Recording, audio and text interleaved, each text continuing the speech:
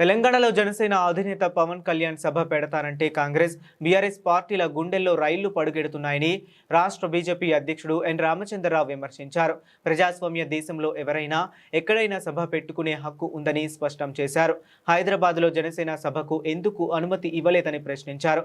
Congress, BRS పార్టీలు ఉద్దేశపూర్వకంగానే మళ్లీ తెలంగాణ సెంటిమెంట్ను రెచ్చగొట్టాలని చూస్తున్నాయని ఆరోపించారు. రెండు పార్టీలను ప్రజలు పూర్తిగా తిరస్కరించే పరిస్థితి వచ్చిందని అన్నారు. అందుకే తమ ఉనికిని కాపాడుకోవడానికే మళ్లీ ప్రాంతీయ సెంటిమెంట్ను వాడుకుంటున్నాయని మండిపడ్డారు.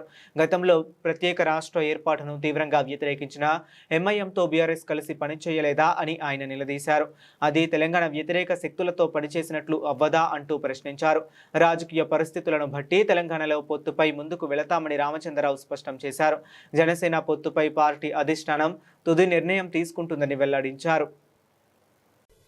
పవన్ కళ్యాణ్ గారి యొక్క విషయంలో నేనేమంటున్నాను, ఆయన పర్మిషన్ అడిగారు, ఇస్తే అయిపోతుండే కదా, ఏం అభ్యంతరం ఉంటుండే, ఆయన ఎక్కడో మీటింగ్ పెట్టుకుంటుండే. To have meeting is every one's right. దాన్ని ఎందుకు ఇవ్వలేదు అనేది డెఫినెట్ గా they have right to answer question them. And వాళ్ళు అడిగారు, ఇవ్వలేదు పర్మిషన్. కానీ దాన్ని ఇష్యూ తీసుకొచ్చి అదేదో బీజేపీ మీద రుద్దడానికి నరేంద్ర మోదీ గారు చంద్రబాబు నాయుడు ఇంటికి, పవన్ కళ్యాణ్ గారి ఇంటికి పోతేనే మీ గుండెలో ఇన్ని రేలుబడబడుతున్నాయి, భయపడుతున్నారు, తెలంగాణ సెంటిమెంట్ రెచ్చగొట్టే ప్రయత్నం చేస్తున్నారు. నేను బీఆర్ఎస్ పార్టీని ఒకటే మాట్లాడుతున్నాను, ఏ ఎంఐఎం అయితే తెలంగాణని తిట్టింది, తెలంగాణ ఉద్యమంలో పార్టిసిపేట్ చేయలే, మీరు గెలిచిన తర్వాత ఫస్ట్ మీరు గలా మిలాయించింది ఎంఐఎంతోని. మరి తెలంగాణకు వ్యతిరేకంగా మీరు పనిచేసిన శక్తులకు మీరు చేశారా?